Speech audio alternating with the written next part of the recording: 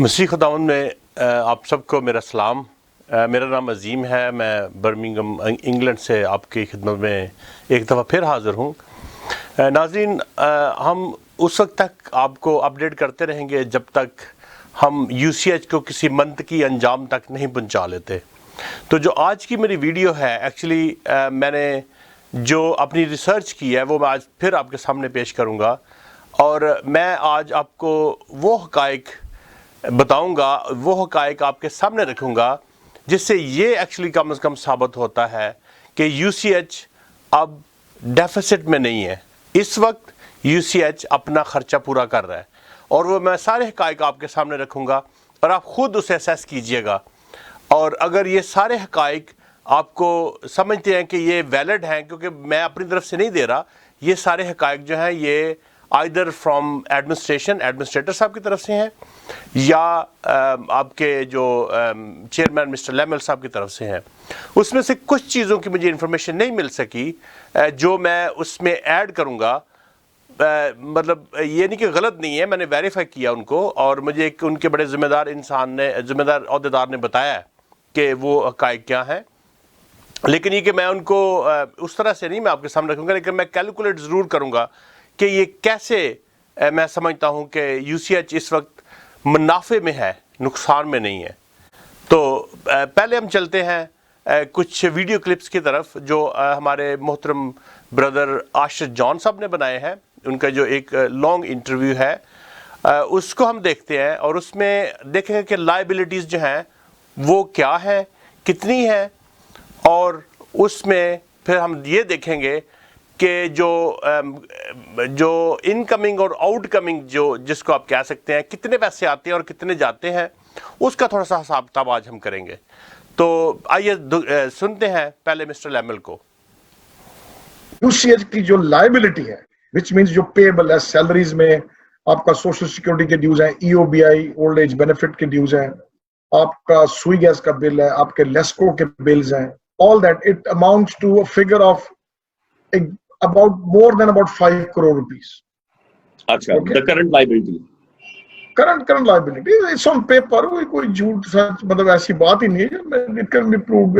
Anybody can go and check the accounts in UCH, no problem. जी, उसके बाद हमारी जो वीडियो है वो है मेरी अपनी वीडियो वो भी नहीं है। मैं ये एक मिस्टर इमरान टाइटस साहब का एक इंटरव्यू है जो 6 महीने पहले साजिद इसाक साहब ने लिया था और अपलोड किया। आइए सुनते हैं उनको भी, और फिर आप देखिएगा कि आपको इनमें क्या डिफरेंस नज़र आ रहा है। एबिलिटीज हैं आपकी अभी तकरीबन 4.25 करोड़ रुपया 4.25 जी, in shape of balance salaries, some vendor payments, some utility payments. तो अभी इसके बाद अब देखिएगा कि सिंपल मैथमेटिक्स जो आप समझ सकते हैं, इजी टू अंडरस्टैंड है कि इनकम कितनी है और ख़र्चा कितना है। पहले आप मिस्टर लेमल को सुनिएगा, उसके बाद आप जो इमरान टाइटस जो कि इन ग्राउंड हैं, बेसिकली जो हॉस्पिटल के अंदर डे टू डे रन करते हैं चीज़ों को, उनकी भी आप एक वीडियो देखिएगा। Thank you. ठीक है। दूसरी इंपॉर्टेंट बात ये है कि just for the sake of an example, don't when I say this figure, I am giving you an example just for the sake of figures. अगर UCH की एक्सपेंस 1 लाख है मंथली, तो जनरेट 10,000 भी नहीं होता। ओके, ठीक है।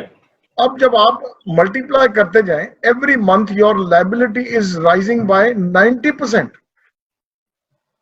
ओके, नाउ ये तो सिंपल मैथमेटिकल कैलकुलेशन है that after a period of 12 months 1 year वो किधर से किधर चला जाएगा।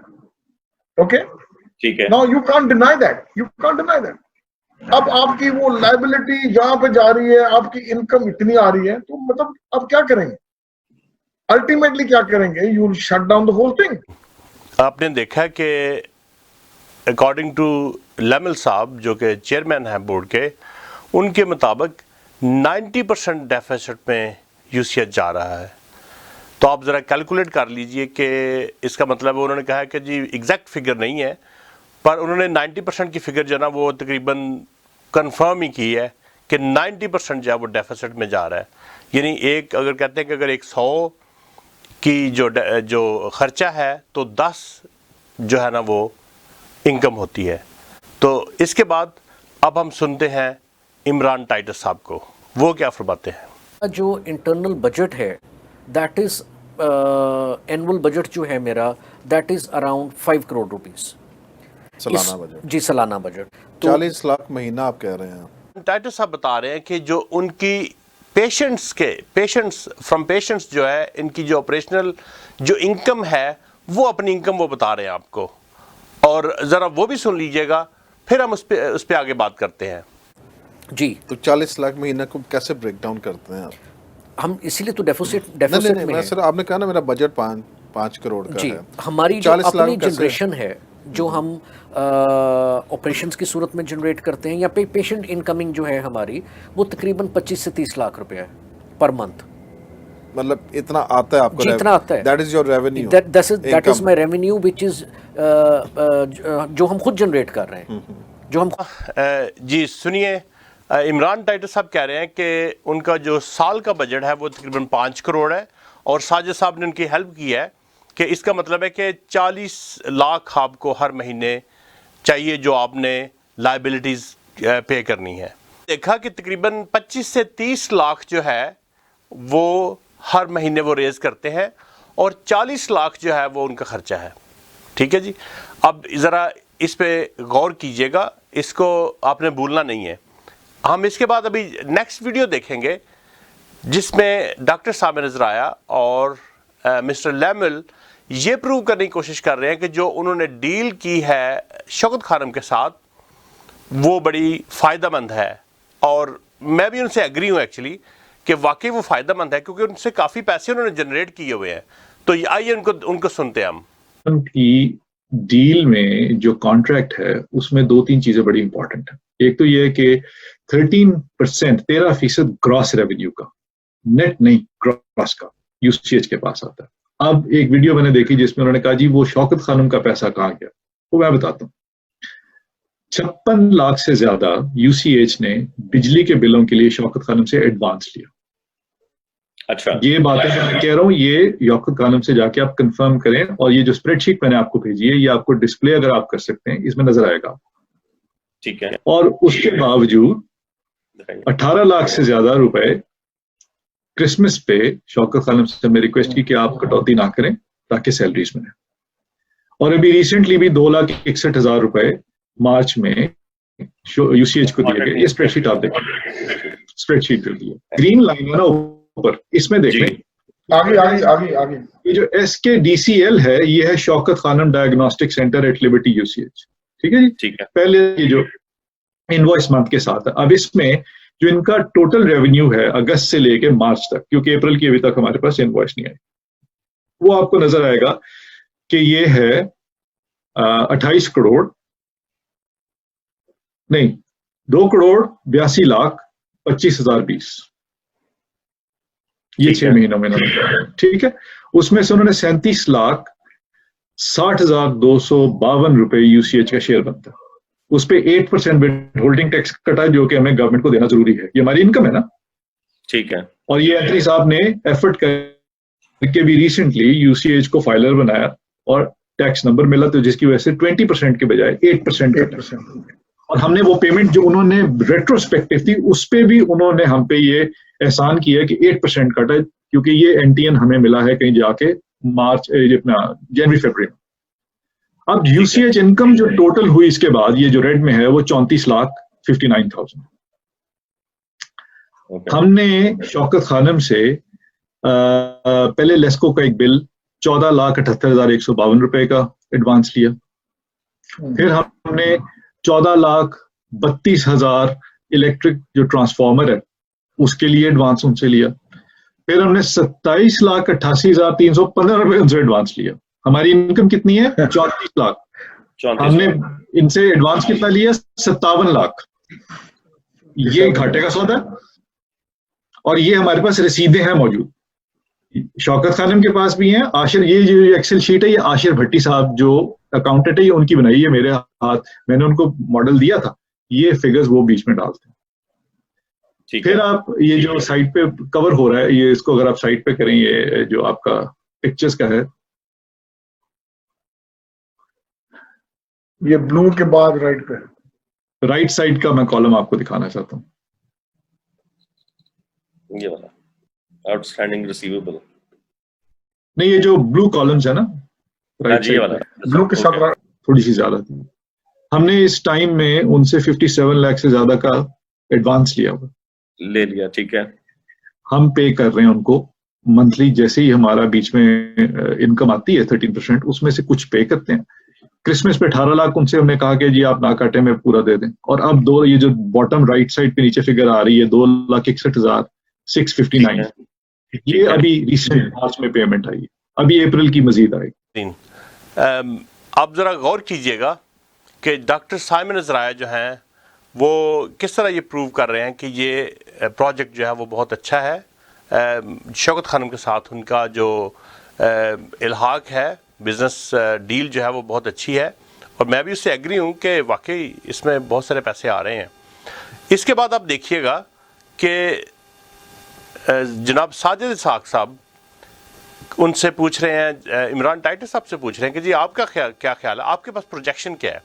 तो वो प्रोजेक्शन दे रहे हैं, ज़रा प्रोजेक्शन हम सुन लेते हैं 1 मिनट के लिए। हाँ, कि आपने क्या प्रोजेक्शन की हुई है वो दिखाना चाहेंगे अगर आपके पास जी मौजूद मैं हो आपको तो। बताता हूँ। वी आर एक्सपेक्टिंग कि अभी ये तीसरा महीना ख़त्म नहीं हुआ, at the end of the year हम शौकत खानम से कोई 3 से 4 करोड़ रुपया एक्सपेक्ट कर रहे हैं जो हमारे फाइनेंसिस में ऐड होगा साल में। अभी लाखों पे शुरू हो चुका है। कितना है अभी मेरे ख्याल में कोई, जो मुझे पूरा इल्म नहीं क्योंकि मैंने पूछा नहीं, मुझे एंथनी ने बताया था कि शायद कोई 12 लाख के करीब उनके पास। तो आपने इमरान टाइटर साहब को सुना है कि वो एक्सपेक्ट कर रहे हैं कि 3 से 4 करोड़ पैसा आने की उम्मीद है, और आपने देखा कि डॉक्टर साइमन ज़राया ने ये साबित किया है कि बहुत सारे पैसे आ चुके हैं। तो 3 से 4 करोड़ की उम्मीद हमें है। इसका मतलब क्या है कि हमारा डेफिसिट जो है वो 1.5 करोड़ का डेफिसिट है। अगर आप कैलकुलेट करें 30 लाख को 12 से तो तकरीबन 3.5 करोड़ बनते हैं, और 1.5 करोड़ का हमारा डेफिसिट है। और यहाँ जो टाइटर साहब कह रहे हैं कि हमें 3 से 4 करोड़ की उम्मीद है। अगर हम इसको 50% भी कर लें, हालांकि 50% करना नहीं चाहिए, ज़्यादा करना चाहिए, फिर भी 1.5 करोड़ हमारा पूरा हो रहा है।